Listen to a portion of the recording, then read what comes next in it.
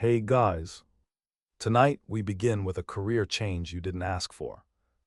Imagine someone taps you on the shoulder and says, "Good news, you've been promoted. You are now a knight." The most admired, most celebrated, most romanticized figure in all of medieval Europe. Defender of the weak, champion of the realm, the person that every child drawing stick figures in the dirt has always wanted to be. And then they hand you a list of what the job actually involves. And you read it. And you quietly put it back down. And you ask if there's something else available. Perhaps a simple monastery, or a nice farm, or literally anything that doesn't require 60 pounds of steel and a willingness to die for someone else's land dispute. Because the truth about being a medieval knight, the sweaty, expensive, exhausting, debt-ridden, constantly at risk of dying in a field truth, is one of history's great overlooked stories. The romance is real. The reality is rather different. So before we ruin the fantasy entirely, take a moment to like the video and subscribe if you're new here. Drop a comment and tell me where you're tuning in from and what time it is. I love knowing who's drifting off with me from around the world. Dim the lights. Get comfortable. You're about to discover exactly why the most glamorous job in medieval Europe was also one of the worst. And honestly, by the time we're through, you'll feel much better about whatever you do for a living. Let's begin. Let's start with the suit of armor itself, because people talk about plate armor the way people talk about sports cars, with a reverence that suggests they've never actually had to live with one. A full suit of late medieval plate armor weighed somewhere between 45 and 65 pounds. To put that in terms you can feel, imagine strapping a medium-sized Labrador retriever to your body. Now imagine the Labrador is made of metal and distributed unevenly across your limbs. Now imagine fighting in it. Now imagine wearing it for 12 hours. Now imagine wearing it in July. The armor distributed weight reasonably well across the body, which is why the old myth about knights needing cranes to be hoisted onto their horses is exactly that, a myth. Knights could move in their armor, could walk, climb, fight, and yes, mount and dismount horses without mechanical assistance. Contemporary sources describe knights performing cartwheels in full plate, which is either impressive or someone was exaggerating, possibly both. But here's what they don't tell you. Just because you could move didn't mean you wanted to. Every action in armor was harder. Every step cost more energy. Every hour wore you down in ways that accumulated slowly, and then all at once. Historians who have worn reproduction armor for extended periods describe a specific kind of exhaustion that sets in after a few hours.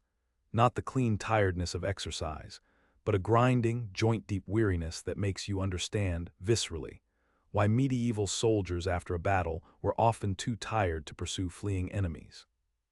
Medieval armor had no temperature regulation. None. In winter, the steel sucked the heat from your body. In summer, the steel cooked you like a particularly determined oven. Accounts from the Crusades, where European knights in full plate were fighting in temperatures regularly exceeding 40 degrees Celsius, describe men dying not from enemy action, but from heat exhaustion inside their armor. You were essentially a walking iron kettle, and your body was the water.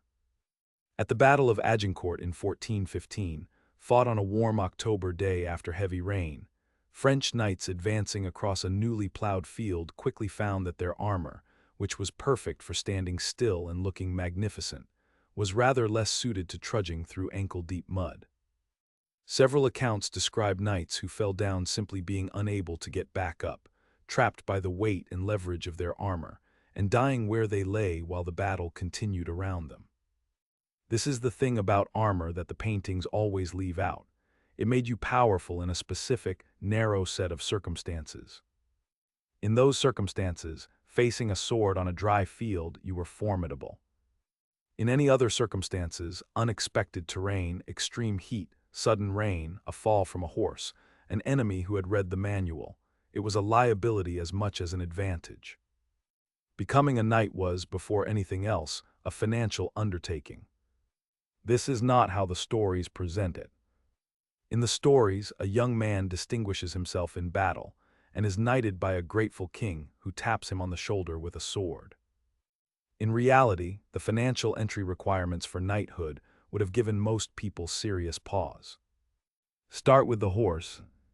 Not just any horse, a destrier, the specialist war horse bred specifically for battle, trained not to bolt at the sound of metal and screaming, capable of carrying a rider in full armor at speed across difficult terrain. A destrier cost, in today's terms, somewhere between $50,000 and $200,000.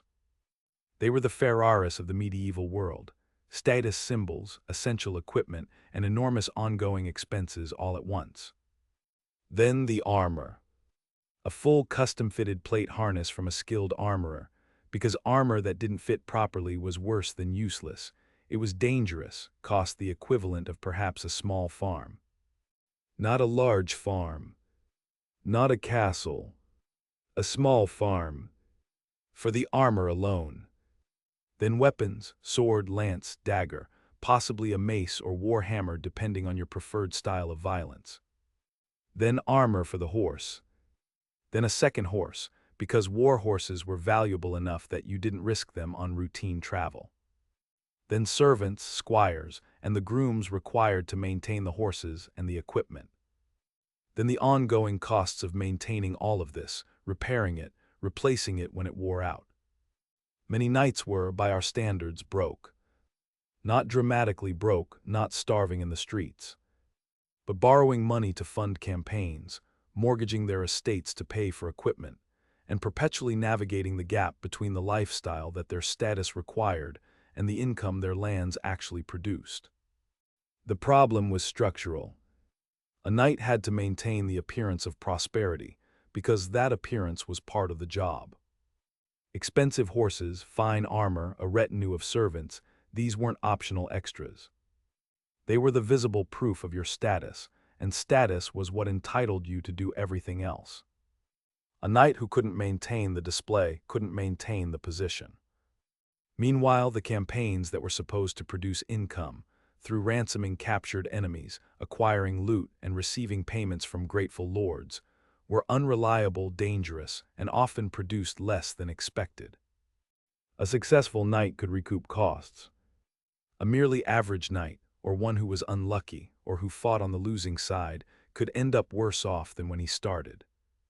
Several medieval chronicles describe knights returning from major campaigns having spent more than they gained, their estates borrowed against, and their options narrowing. This is the section that the histories of chivalry tend to skip. Understandably. But we're going to address it directly, because no honest account of knightly life can leave it out. When you are wearing 60 pounds of articulated metal that takes 2 people and 20 minutes to get on and off, certain basic human functions become logistical challenges. Eating, as we've touched on, required help. Drinking was possible through a visor or a specially designed helmet. Sleeping required, at minimum, removing the most uncomfortable pieces, which still left you sleeping in a padded gambeson that had absorbed the sweat of however many days of campaigning. And then there was the other problem. The one that field manuals of the period addressed with a matter-of-fact practicality that is itself historically illuminating. Knights in the field, particularly during sieges or extended campaigns where stopping wasn't an option, managed as best they could. The padded undergarments beneath the armor were washable.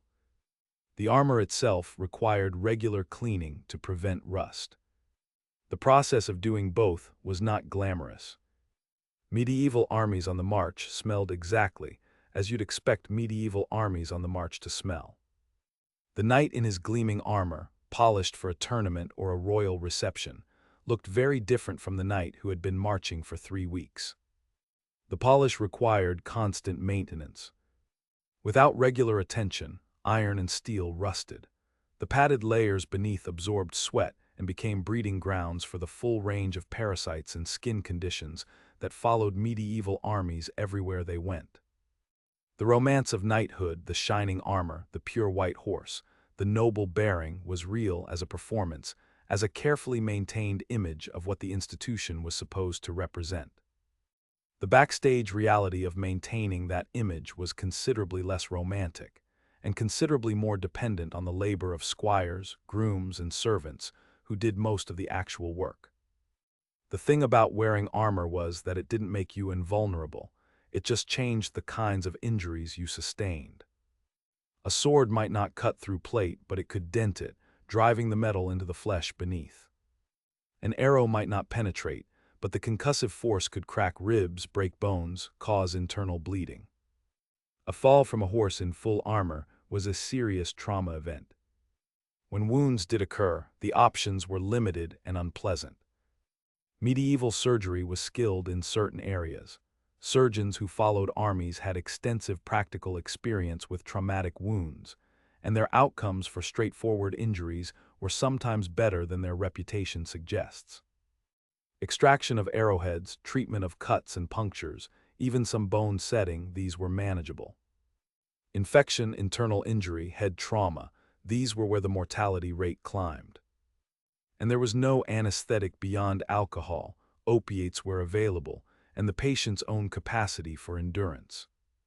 Wounds were cleaned with wine or other antiseptics, which stung enormously and worked reasonably well. Then they were bound, and you waited to see whether the infection came. Sometimes it didn't. Sometimes it did. Medieval medical writing is extremely matter-of-fact about this distinction, in the way that people who see a great deal of death become matter-of-fact about it. The path to knighthood began in childhood, and not in the inspiring, montage-ready way that films suggest. At around age 7, a boy from a noble family would be sent away from his parents, away from his home, to serve as a page in another nobleman's household. This was standard practice across medieval Europe, and it served several purposes. It created political alliances between families, it exposed children to a wider world than their home estate, and it began the long process of instilling the specific skills and dispositions that knighthood required. As a page, a boy learned to wait at table, to run errands, to manage horses, and to begin the early stages of weapons training, initially with wooden practice swords that were heavy enough to build strength while being non-lethal. He also learned to ride, which in the medieval sense meant not just staying on a horse, but controlling a large, powerful, trained animal at speed while doing other things with your hands. This took years to master, and the intermediate stages involved many falls and a comprehensive education in bruises. Around 14, if he had shown sufficient promise, a page became a squire, personal assistant to a knight, responsible for the maintenance of his equipment, the care of his horses, and his immediate support in battle. A squire followed his knight into combat, carrying spare weapons, helping him if he fell, and being exposed to the full reality of battlefield violence without yet having the armor or the status of a knight himself. Squires died in battle. This was considered an acceptable risk. The whole process, from page to squire to eventual knighthood, typically took 10 to 15 years. By the time a young man was knighted, usually in his late teens or early 20s, he had spent the majority of his conscious life in preparation for the role. He had been away from his family for years. He had absorbed a specific set of values, skills, and obligations so thoroughly that they were inseparable from his identity. Whether this was a good childhood by any standard is a question the sources largely don't ask. The tournament was medieval Europe's most popular spectator sport, and the main career development opportunity for a knight outside of actual warfare. The idea was simple. Knights competed against each other in organized combat, jousting, melee fighting, individual challenges, to display their skill, win prizes, and earn the ransoms of defeated opponents. In theory, it was a controlled, sporting version of war. In practice, it was war with slightly more paperwork. Early tournaments in the 12th and 13th centuries were barely controlled at all. A group of knights on each side, sometimes hundreds, would fight across an open field, with rules that were more guidelines than laws and outcomes that were frequently lethal. Knights were killed, horses were injured, and the surrounding countryside occasionally suffered significant collateral damage as the fighting spilled beyond the designated area. Several tournament fields became genuine small battlefields. The church repeatedly tried to ban tournaments on the reasonable grounds that they killed people for entertainment.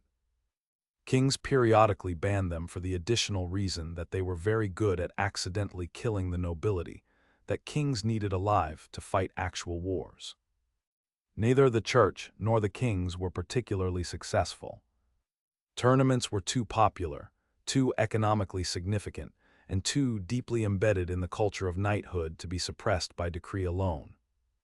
The joust, the one-on-one charge with lances that is the image most people have when they think of tournaments, was itself a microcosm of everything uncomfortable about knightly life.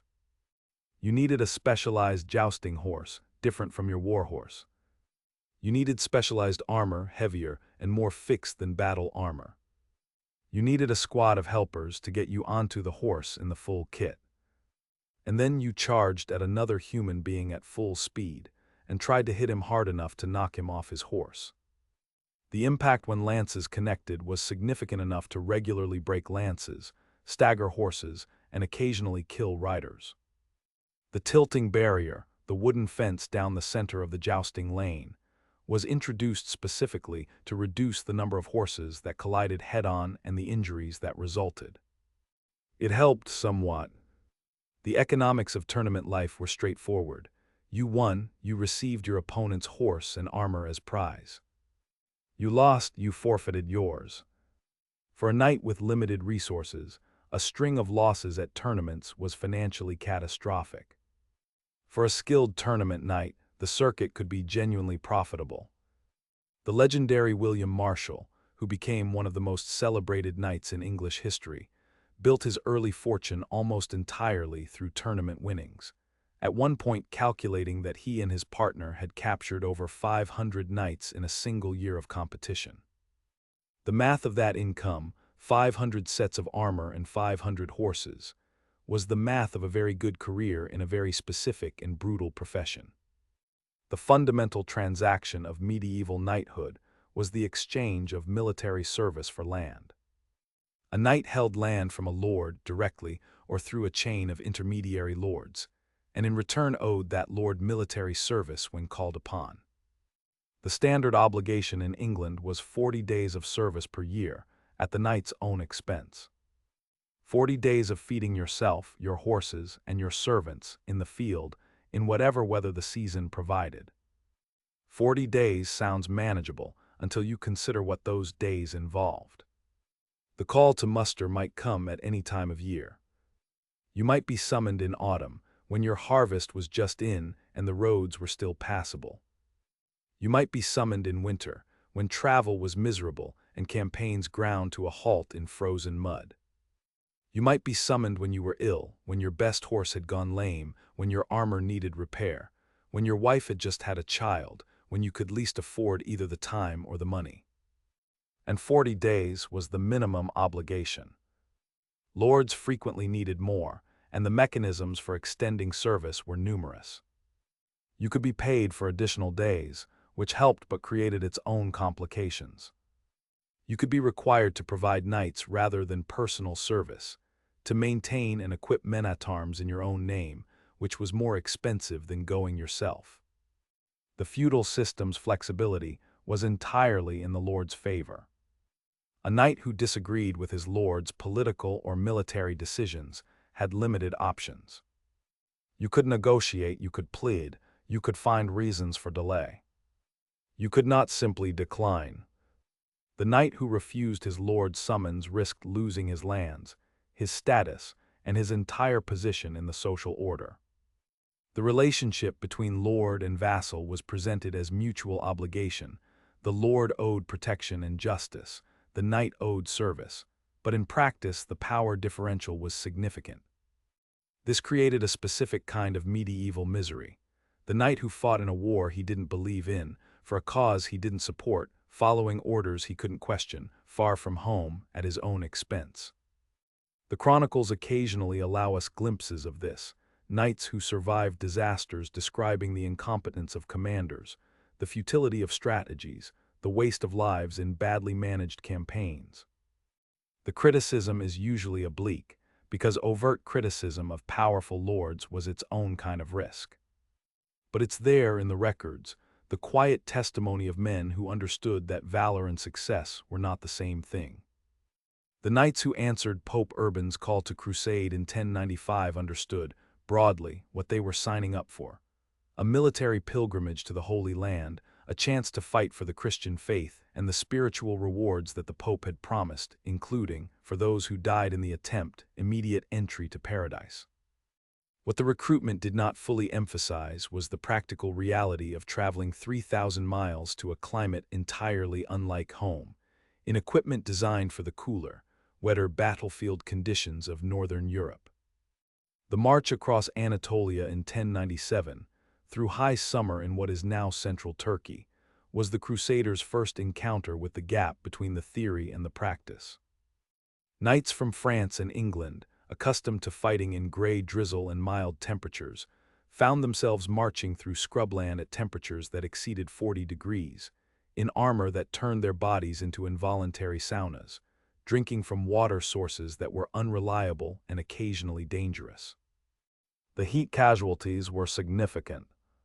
Not dramatic enough to stop the army, the crusade had its own internal momentum, a combination of genuine religious conviction and the sheer difficulty of turning back after so far, but significant enough to change the composition of the force that eventually arrived at Jerusalem.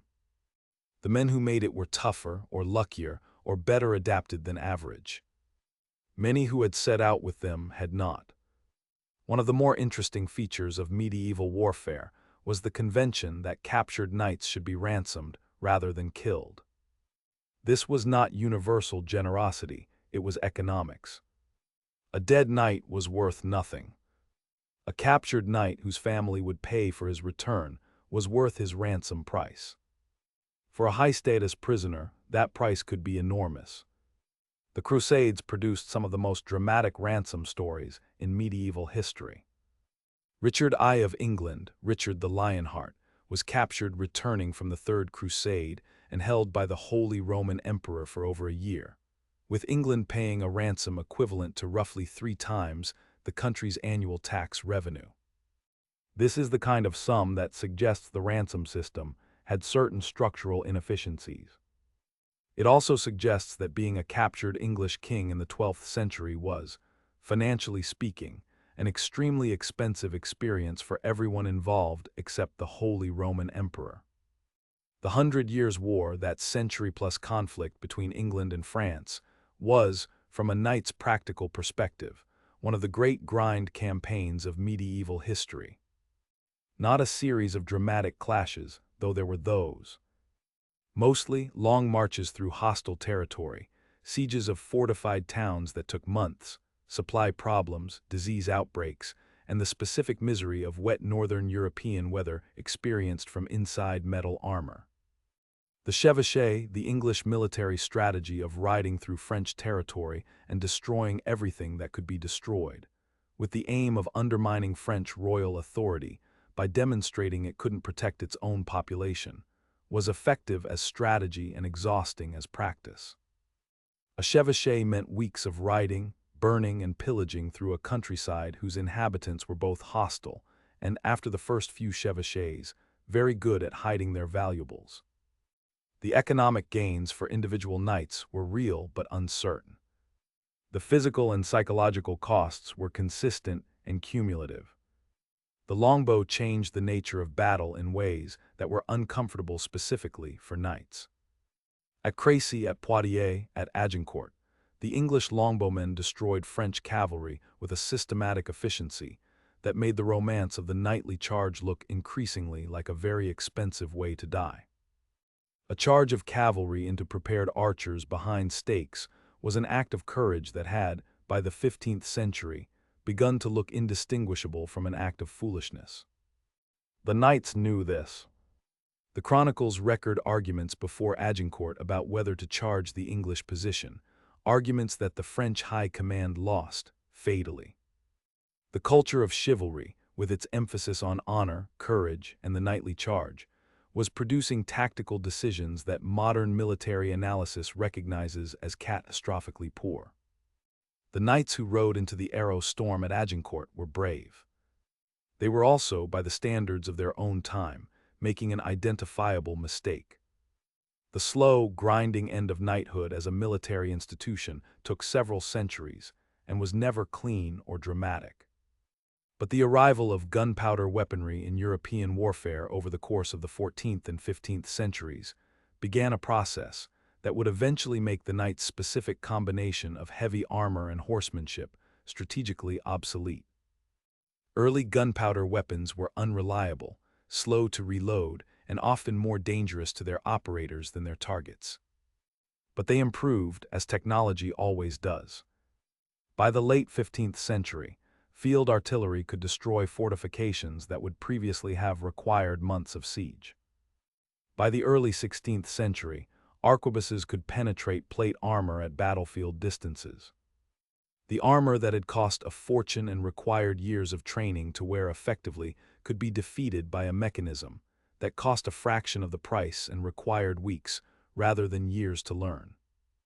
The irony was that the armor kept getting heavier in response to the guns, which made the knights slower, which made them easier targets for the guns, which prompted even heavier armor, in a cycle that ended when someone finally concluded that adding more metal wasn't solving the underlying problem. The heavily armored knight of the early 16th century, virtually immobile, requiring multiple assistants to mount, essentially a very expensive stationary target, was armor's logical conclusion and practical reductio ad absurdum. What happened to the knights as gunpowder made their military function obsolete? The answer is, they became the aristocracy. The gradual transformation of the knight from a military specialist into a landed gentleman, a man of status, wealth, and obligation, but not necessarily of active military service, took place over roughly 2 centuries and produced the rural nobility that would characterize European society into the modern era.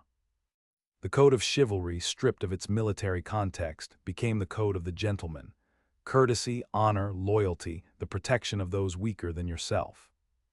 The tournaments became pageants, ceremonial rather than genuinely dangerous. The armor became ceremonial display rather than functional equipment. The specific skills of the knight, horsemanship, weapons training, tactical thinking, remained valued but shifted from military necessity to the markers of a class. The romance of knighthood survived the knight himself by several centuries, which tells you something about the human appetite for a certain kind of story. The lone warrior, the personal combat, the clear-cut test of individual courage and skill. Reality provided that story sometimes. The rest of the time it provided mud, debt, heat exhaustion, and 40 days of service at your own expense. Both versions are true. The romantic one is easier to put in a painting. Most of medieval warfare, from a knight's daily experience, was not dramatic confrontation. It was the siege, the slow, methodical process of investing a fortified position and waiting for it to surrender, run out of food, or develop a weakness that could be exploited. A medieval siege could last weeks, months, or years. The longest sieges in medieval history stretched on for years, with the besieging force essentially camping outside the walls in a permanent installation that developed its own internal society. Markets, arguments, disease outbreaks, occasional sorties from the defenders, and the continuous low-grade attrition of living in the field. During the Siege of Calais in 1346–1347, Edward III's English army camped outside the walls for 11 months. The town eventually surrendered when its food ran out. For the knights in the besieging force, a siege was a specific kind of misery. You were trained for combat, equipped at enormous expense for combat, and now your primary job was to wait. To patrol the perimeter. To prevent supplies from reaching the defenders. To conduct the occasional negotiation. To be ready if a sortie came, which kept you from ever fully relaxing, while spending most of your time in conditions that were, at best, uncomfortable and at worst, actively dangerous. Disease was the siege's great equalizer. Dysentery, typhoid, and a rotating cast of other infections moved through besieging armies with a consistency that suggests the medieval world had not fully solved the problem of drinking the same water you cooked, washed, and disposed of waste near. Knights and common soldiers died of dysentery at rates that rivaled battlefield casualties. Several major medieval campaigns were decided not by combat but by disease, the besieging force weakening faster than the defenders, eventually withdrawing not defeated in battle but ground down by illness. A castle that fell by storm, taken by direct assault rather than negotiation, faced consequences that were well understood by everyone involved. The laws of war in the medieval period provided certain protections for garrisons that surrendered before the walls were breached.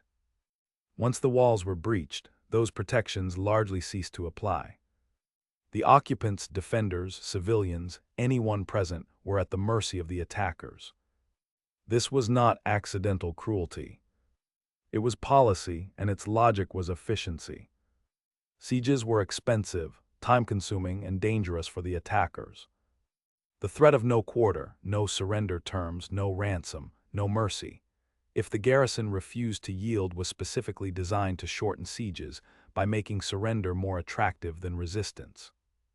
For the knight who had spent weeks in a siege camp and then survived the assault itself, the aftermath of a sack was another experience that the romances of chivalry tended to omit.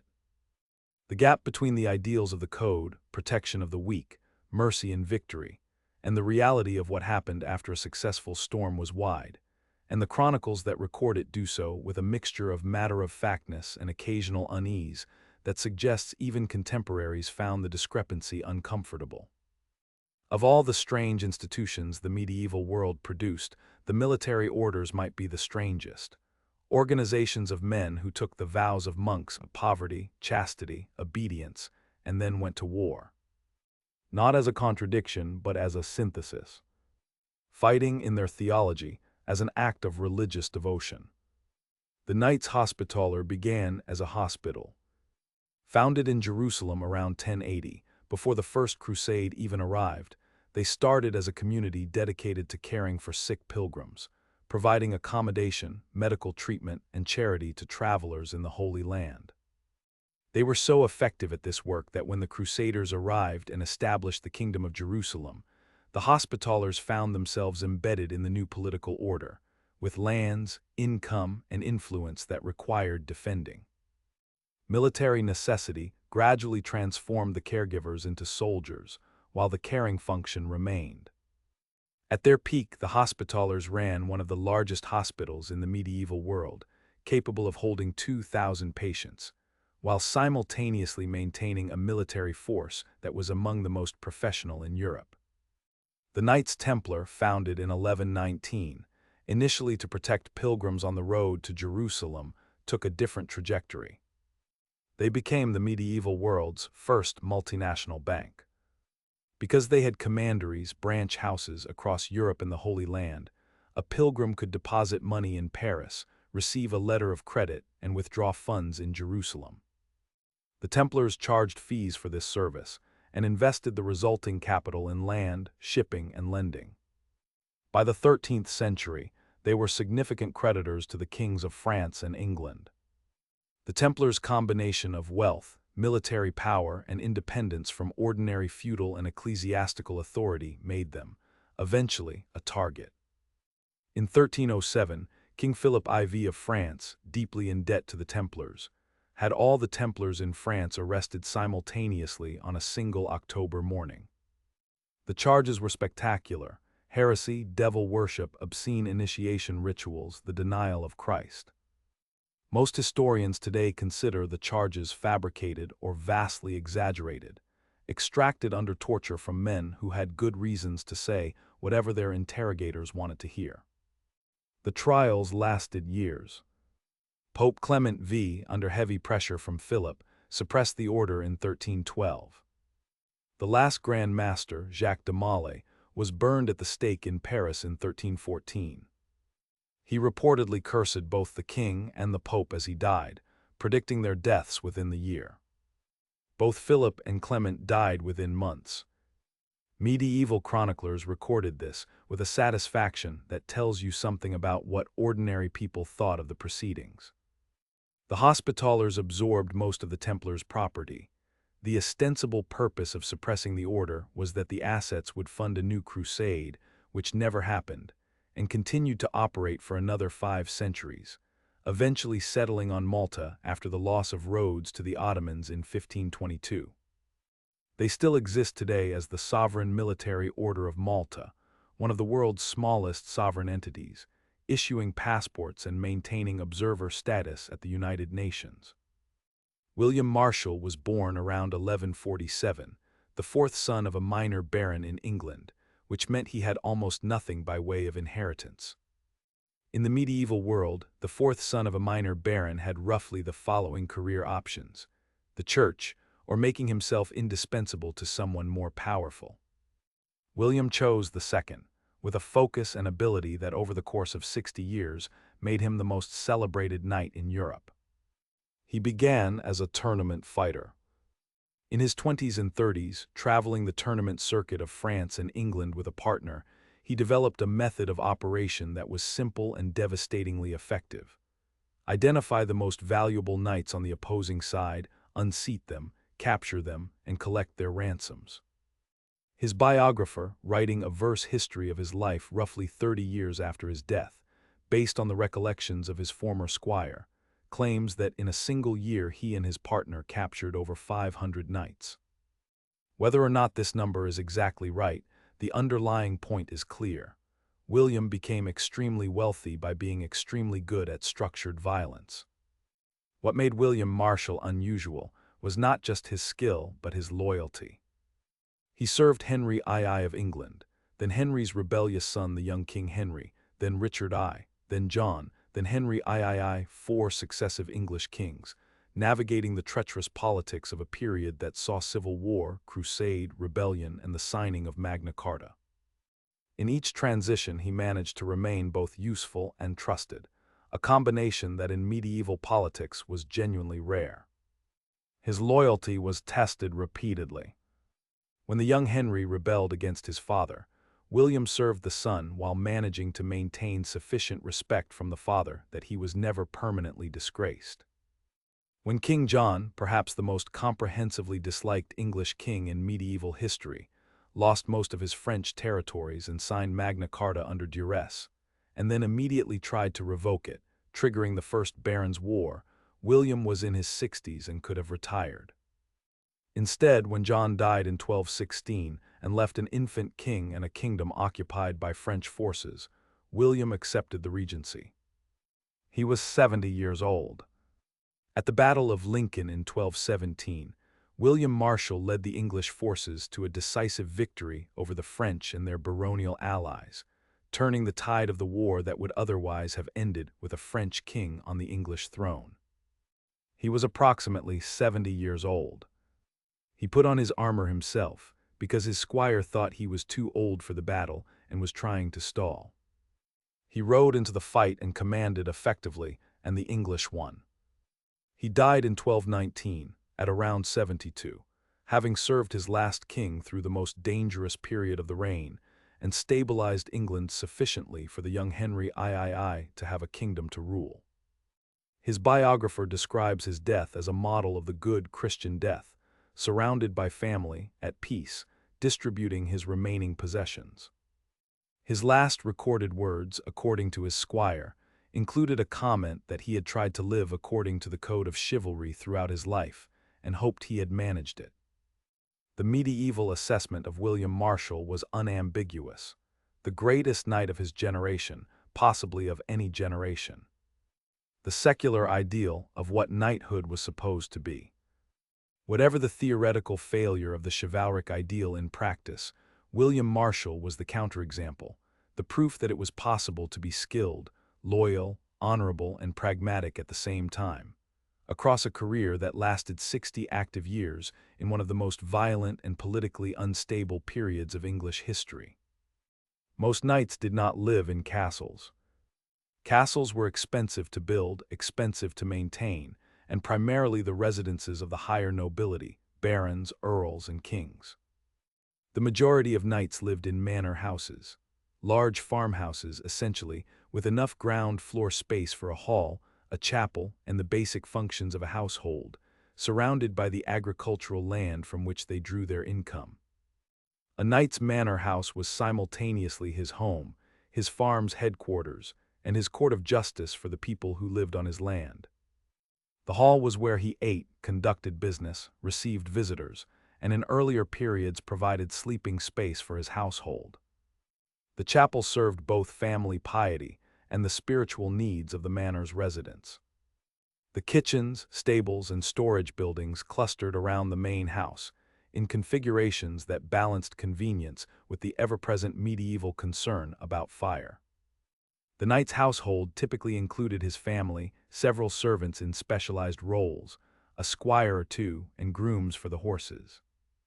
Running this household was primarily the responsibility of his wife, whose management of domestic economy, food storage and preparation, textile production, the supervision of servants, the care of children and the sick was as skilled and demanding as anything the knight himself did. The medieval noblewoman who managed a large household was an administrator, accountant, supply chain manager, and human resources director rolled into one, operating without any of the organizational tools we take for granted. A knight's income came primarily from land, which meant the agricultural calendar governed his life more than any military or courtly schedule. Harvest time was the critical period, the weeks when the year's food supply was determined, when labor was most essential, and when weather could make the difference between adequacy and shortage. Planting seasons, rotation schedules, the management of common pastures and woodlands, these were the practical concerns of a landholder, regardless of his military title.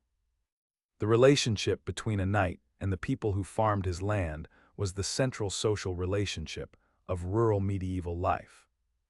Most were not the exploitative caricature of popular imagination, for the practical reason that an estate worked by starving, resentful people produced less food, which was bad for everyone.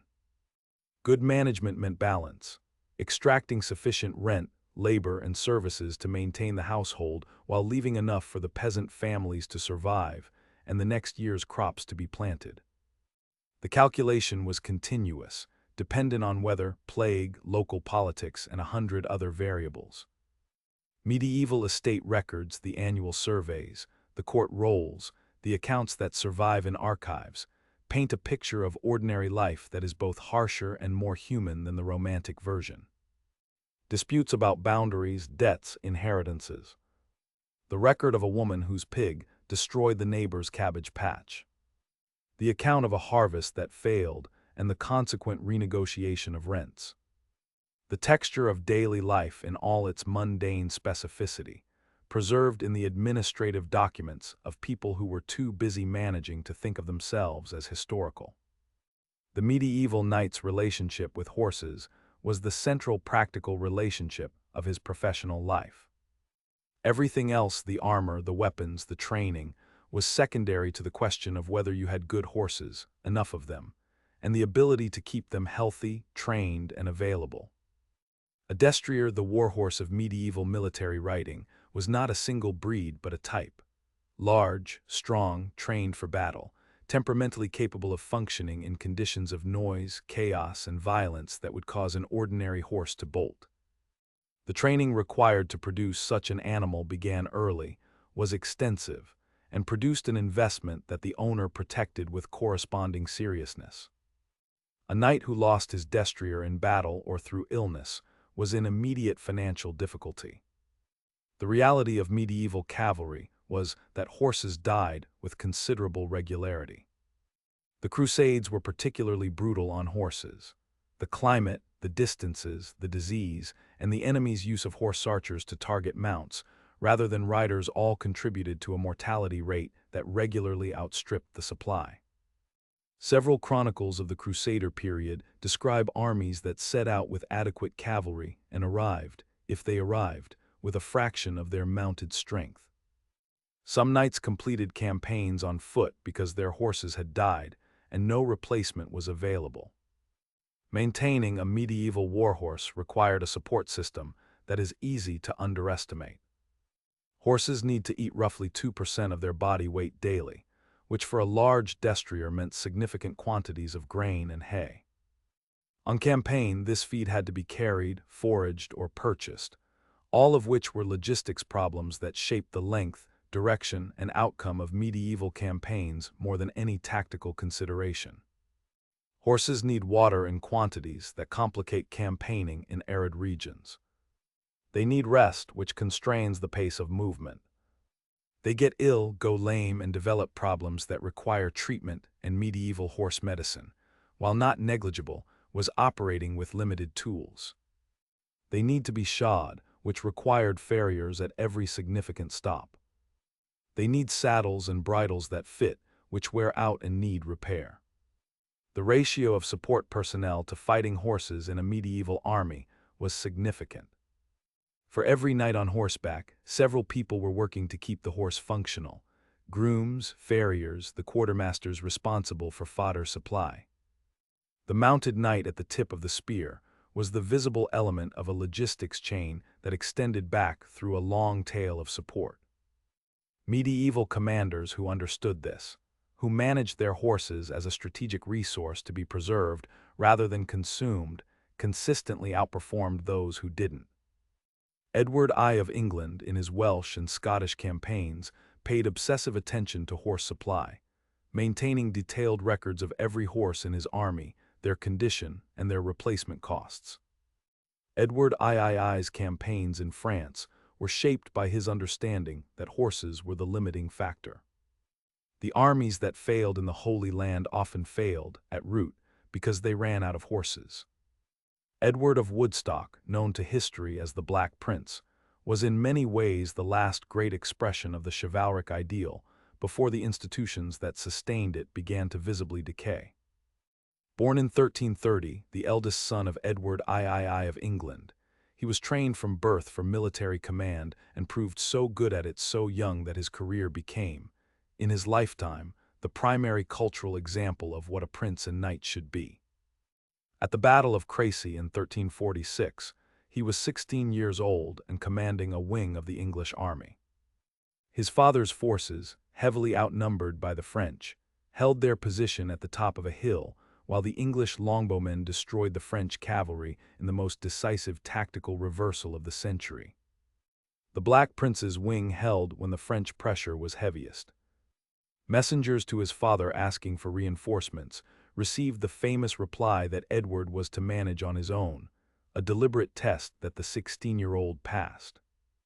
At the Battle of Poitiers 10 years later, commanding a smaller English force against a much larger French army, he captured King John II of France, the king himself, the most valuable prisoner in Europe. His treatment of John was the subject of admiration across the continent.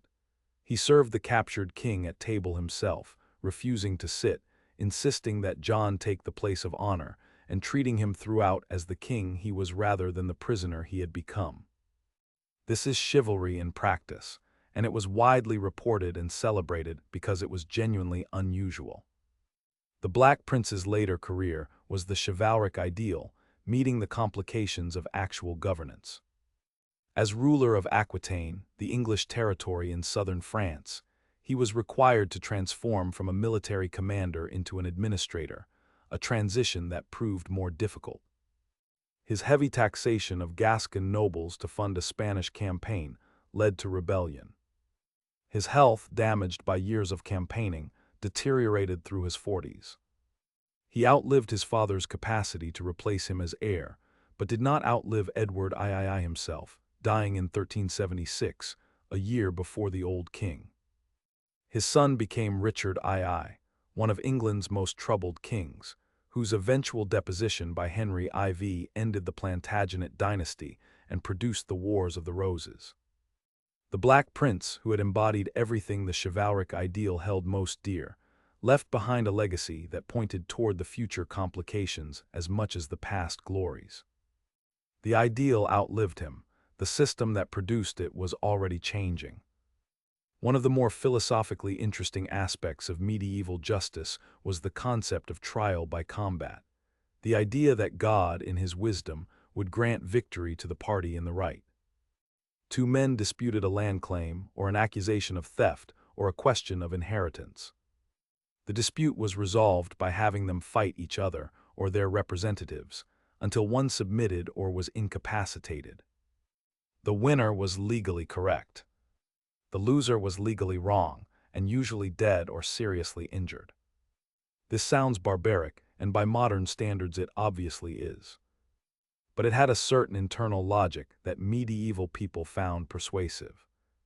In a world without reliable records, where witnesses could lie and documents could be forged, physical combat had a clarity that other forms of evidence lacked. The appeal to divine judgment cut through the endless possibilities of human deception.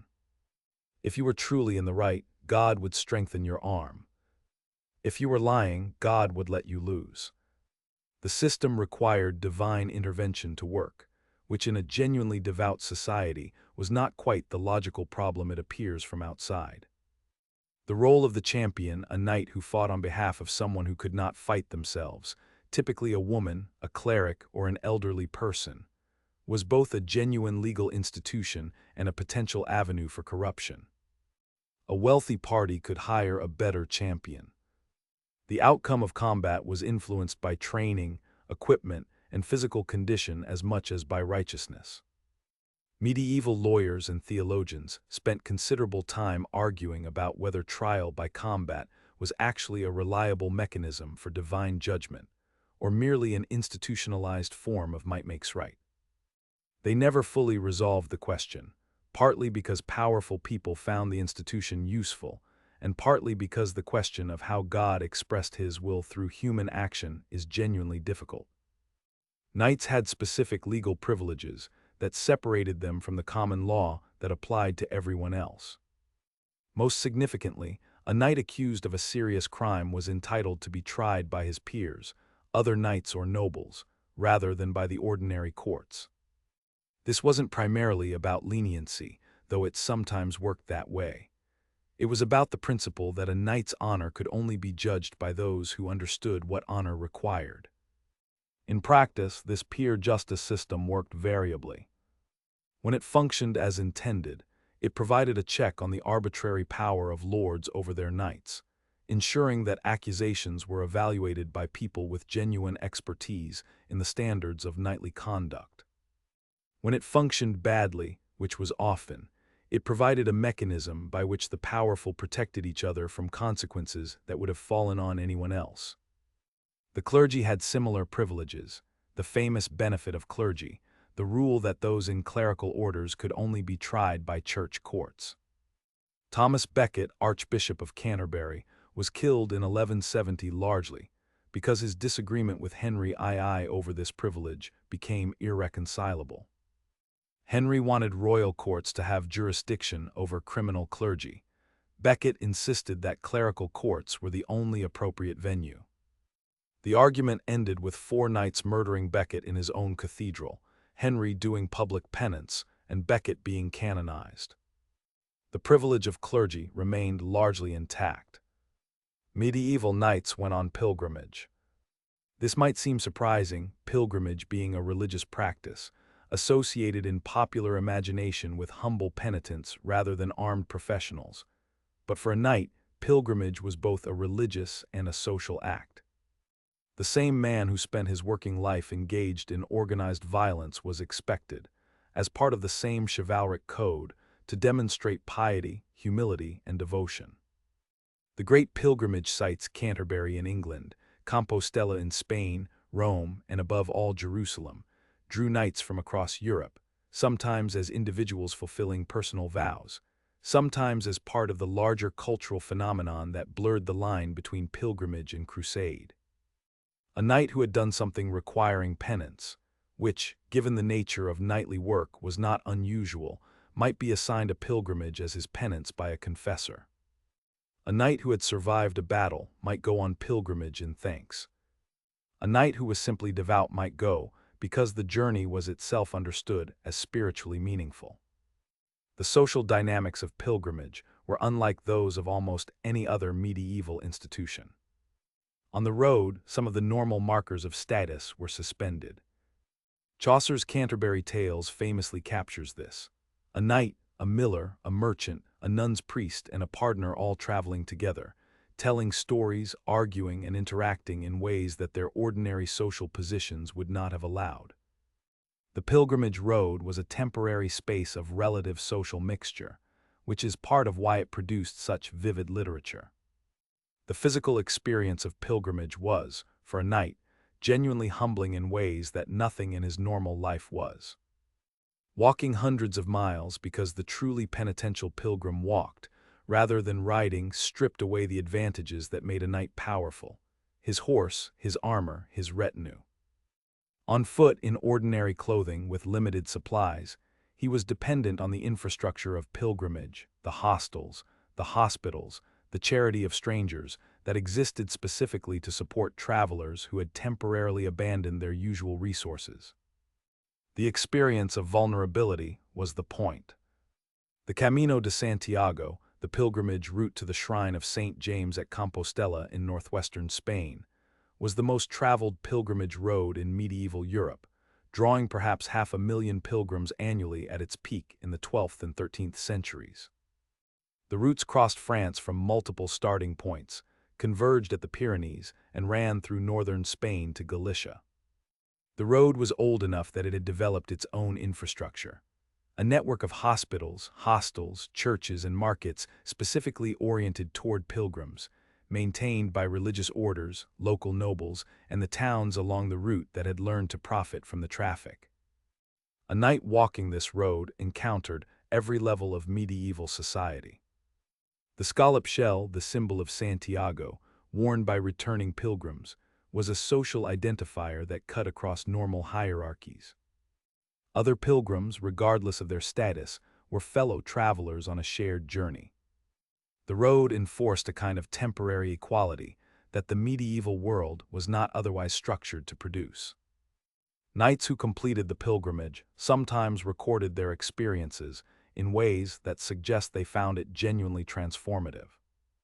The physical difficulty, the social leveling, the long hours of walking that left the mind free to think about things other than warfare, politics, and the management of estates.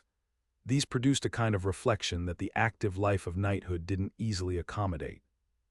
Whether the transformation lasted once they returned home is another question.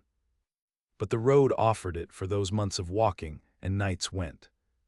The tournament's transformation from genuine combat to theatrical spectacle happened gradually, over the 14th and 15th centuries, and was driven by the same forces that were transforming knighthood itself. The rise of professional armies, the increasing irrelevance of mounted armored knights in actual warfare, and the recognition by the aristocracy that the tournament's value was now primarily social and symbolic rather than military.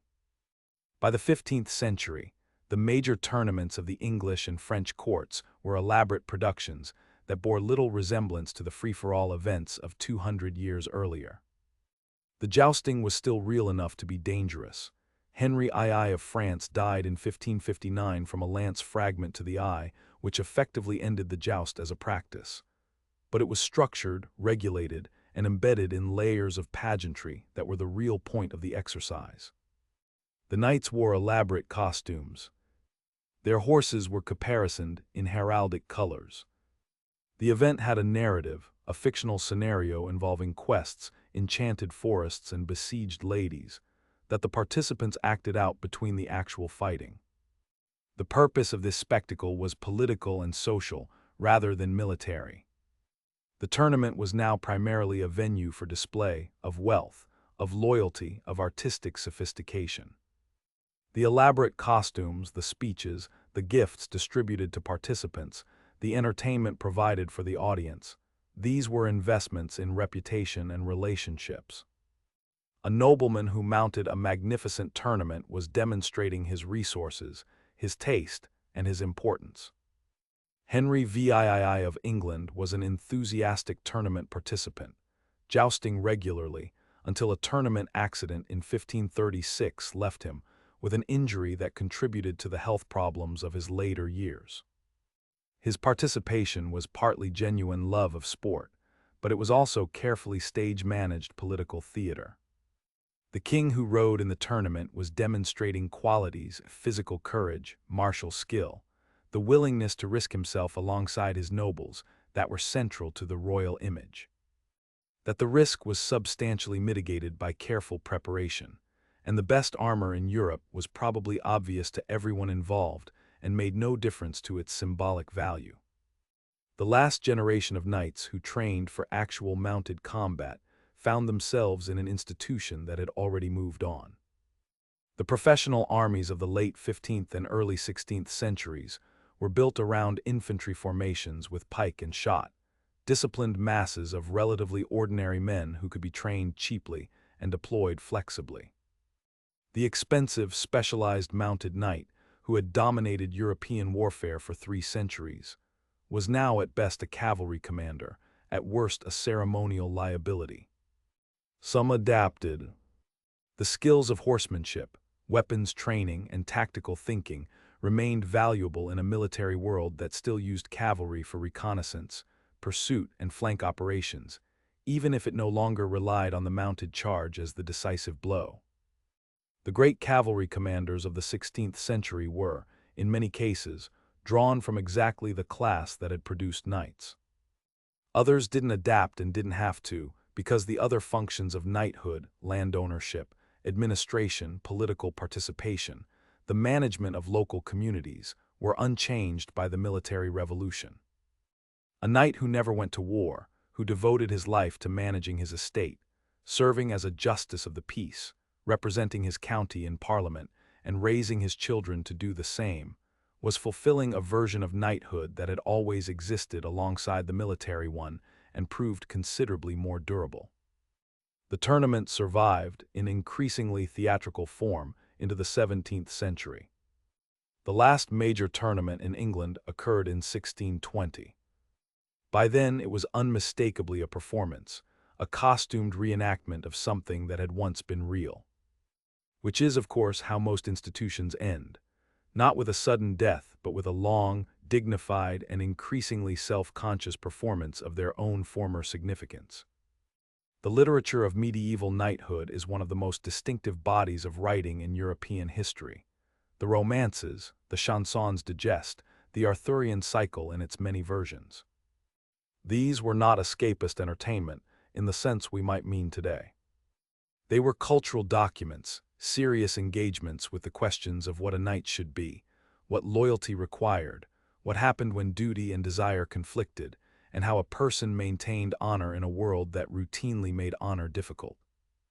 The Chanson de Roland, the oldest major work in French literature, written down in the 11th century though based on older oral traditions, tells the story of Roland, a knight who dies at Roncesvalles because his pride prevents him from calling for help until it is too late. The poem is unambiguous about this. Roland is magnificent, but he is also wrong, and his wrongness kills him and all his men. This is not a simple celebration of warrior virtue. It is a meditation on the line between courage and foolishness, between honor and vanity. The Arthurian legends, in the versions developed by Chrétien de Troyes in the 12th century and expanded by later writers, are even more explicitly about the failure of the ideal. The Round Table is the perfect institution, equal, just, committed to adventure and the protection of the weak. It is destroyed from within by the personal failures of its members. Lancelot, the greatest knight, cannot resist his love for Guinevere. Gawain, noble in most respects, cannot completely conquer his pride. Arthur himself, wise in many ways, cannot prevent the collapse of what he built. These aren't incidental failures that happen to interrupt the triumphs. The failures are the story. The tragedy of the Round Table is specifically the tragedy of a code that is beautiful and true, and that real human beings cannot consistently live up to. Medieval romance was not historical fiction in our sense. It was not trying to accurately represent the past. It was trying to explore questions about conduct, loyalty, love, and honor, by putting them in a setting distant enough from everyday reality that the exploration could be abstract and general. The knight in the forest facing an unknown challenge was not a historical knight. He was a situation, a test, a way of asking, what does the right thing look like when no rule covers the specific case? The Grail legend, the quest for the Holy Grail that became the culminating adventure of the Arthurian cycle, was specifically about spiritual purity in a world of violence. The knights who set out on the quest found that their usual virtues were insufficient. Combat skill didn't help. Loyalty to earthly lords wasn't the point. The Grail required something different, a purity of intention, a detachment from the ordinary motivations of ambition and pride and worldly honor that the Round Table's most celebrated knights could not achieve. Only Galahad, the impossibly perfect knight, saw the Grail fully. His virtue was his unreality. Medieval knights read these stories and told these stories and commissioned these stories.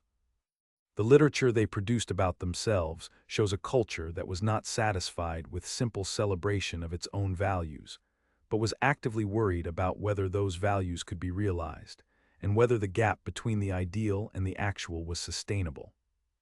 It is, in retrospect, sophisticated self-criticism in fictional form, from a culture that had very good reasons to interrogate the institution it had built.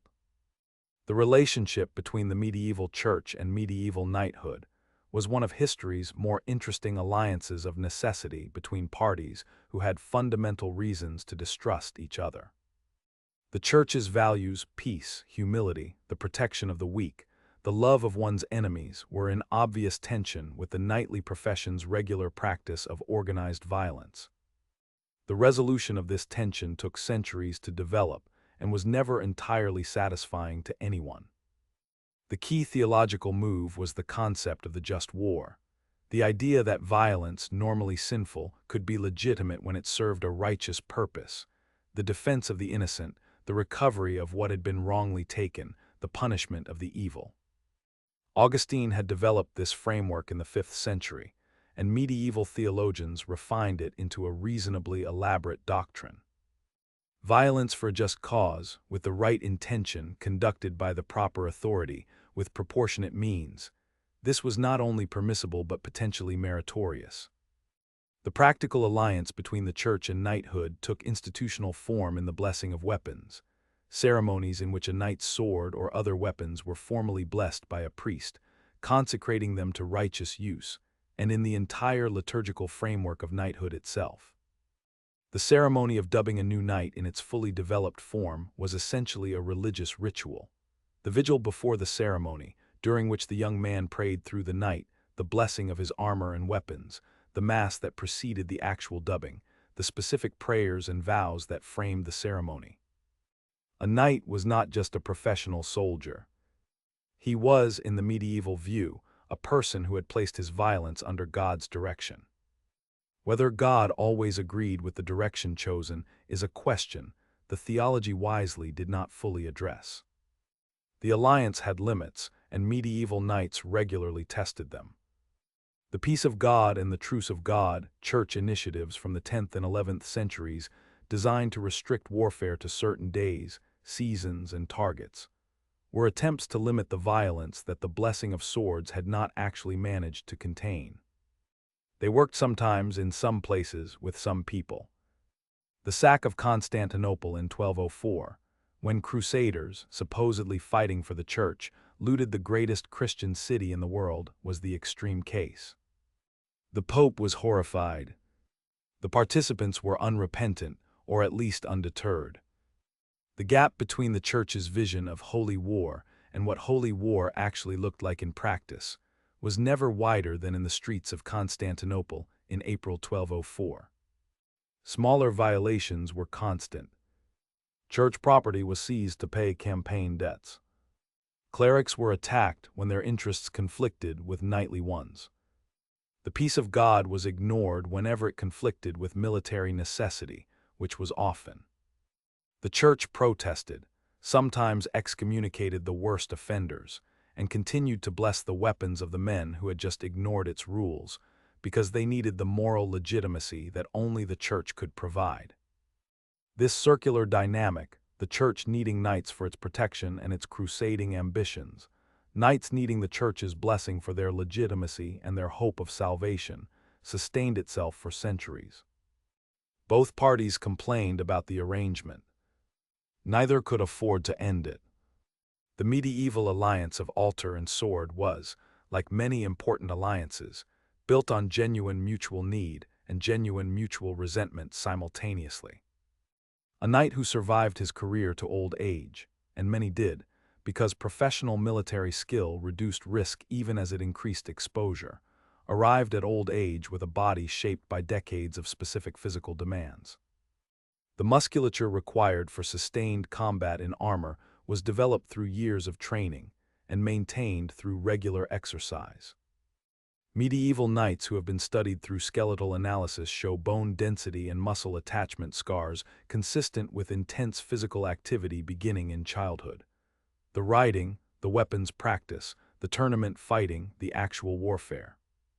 They were, by any standard, physically formidable. But the same analysis shows the cost. Joint damage from repeated impact. Old fractures that had healed imperfectly. Evidence of wounds, cuts, and punctures in bone, that mark where the armor had failed and the flesh had suffered. The spine showing the cumulative effects of decades in a saddle. The hands deformed by whatever combination of grip strength exercises and actual use had shaped them. Medieval medical literature for knights focused heavily on the injuries and conditions specific to their profession. How to treat wounds inflicted by various weapons, how to manage the saddle sores and skin conditions that came from extended time in padded armor, how to address the bone and joint problems of men who had been fighting since their early teens. The picture that emerges is of a profession that extracted specific physical costs from its practitioners, predictably, over time. The psychological costs are harder to document, because medieval culture did not have the vocabulary we now use for what we recognize as the effects of sustained exposure to violence. But they exist in the record, obliquely. The knights who retired to monasteries in mid-career, the tournament fighters who became increasingly religious in their later years, the crusaders who described their experiences in terms that suggest something beyond ordinary weariness. The medieval world had words for the knight who had seen too much and become spiritually damaged. Acedia, a kind of spiritual despair, was the closest concept, but not the clinical language that would have allowed its treatment. A knight who lived long enough and accumulated enough resources had several options for his final years. Some remained in active service as household knights or military advisors. Some managed their estates and participated in local governance. Some retired to monasteries, a relatively common choice for older noblemen who could purchase the right to spend their final years in monastic care, with the prayers of the community for their soul as part of the arrangement. The monastic retirement option reveals something important about how medieval people thought about the relationship between active life and contemplative life, between the violence of knighthood and the peace of religion. The transition was not seen as hypocritical. It was understood as the natural final stage of a life. You had served in the world with the tools available to you. You had incurred debts of violence and mortality that required spiritual settlement, and now you entered the environment best suited for that settlement. Some knights made the transition earlier, abandoning their secular status in mid-career to enter monastic or religious life. This was always socially complicated. It required managing the inheritance of their lands, the welfare of their families, and the expectations of their lords, but it was recognized as a legitimate life choice. Several famous knights of the 12th and 13th centuries ended their careers as monks, friars, or in the military orders, where the combination of religious vow and military training found its institutional expression. The death of a medieval knight was, if possible, managed as a performance of the values he had spent his life claiming to embody. A good death composed, pious, surrounded by family, with sins confessed and legal affairs settled, was the final statement of a life lived according to the code. The chronicles and biographies of medieval knights pay considerable attention to how they died, because the quality of the death was understood as the final verdict on the quality of the life. The image of the medieval knight as purely a warrior, trained from childhood in violence and nothing else, is an oversimplification that the historical record contradicts. The ideal of knighthood, at least in its developed form from the 12th century onward, included intellectual accomplishments alongside military ones. A well-trained young noble was expected to know Latin, the language of the church, of law, of administration, of all serious written communication. He was expected to know enough of theology to understand the religious dimensions of his obligations.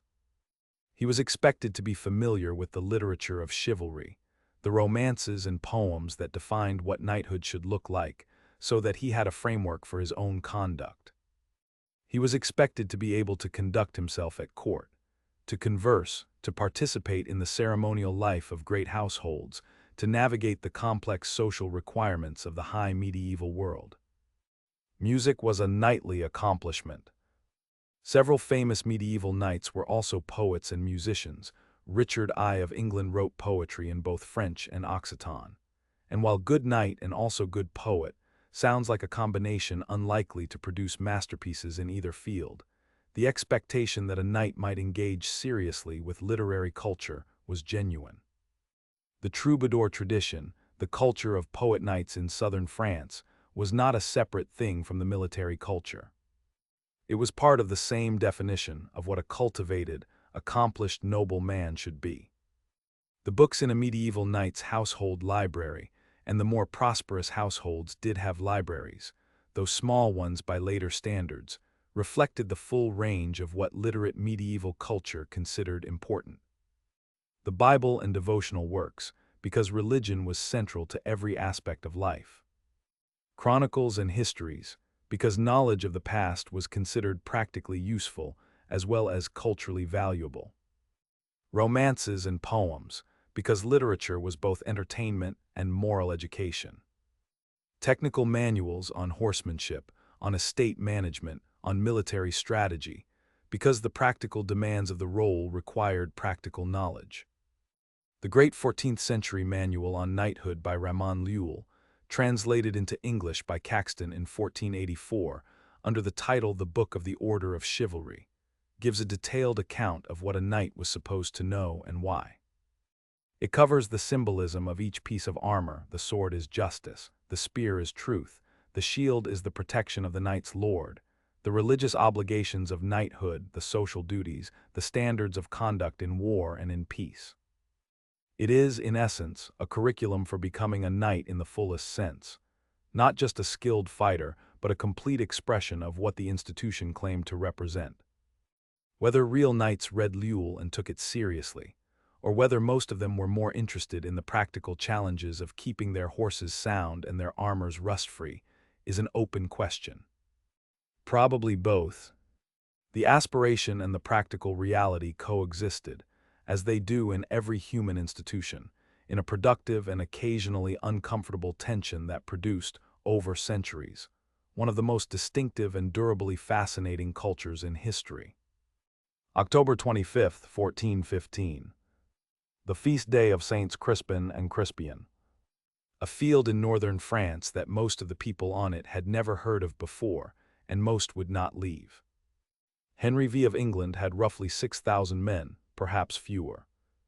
The French army facing him across a plowed field, narrowed by woodland on both sides, which compressed the French formations, numbered somewhere between 12,000 and 36,000, depending on which chronicle you believe and how you count the various contingents. The English longbowmen, perhaps 5,000 of them, were positioned on the flanks, sharpened stakes driven into the ground in front of them to discourage cavalry. The French advance across the wet plowed field began in the late morning. The mounted cavalry charged first, toward the stakes and the archers, and was destroyed. The armored infantry followed, advancing at a walk across ground that had been turned to soft mud by recent rain, and was now being churned into a bog by thousands of armored feet. The weight of plate armor that had been an advantage on dry ground was now the problem, Men sank to their knees, fell, and could not rise. Men pushing from behind crowded those in front, creating crushed conditions at the front of the French formation. The archers, once the cavalry was dealt with, began shooting into the packed French infantry at almost point-blank range. At that distance, arrows that would glance off plate armor found the gaps,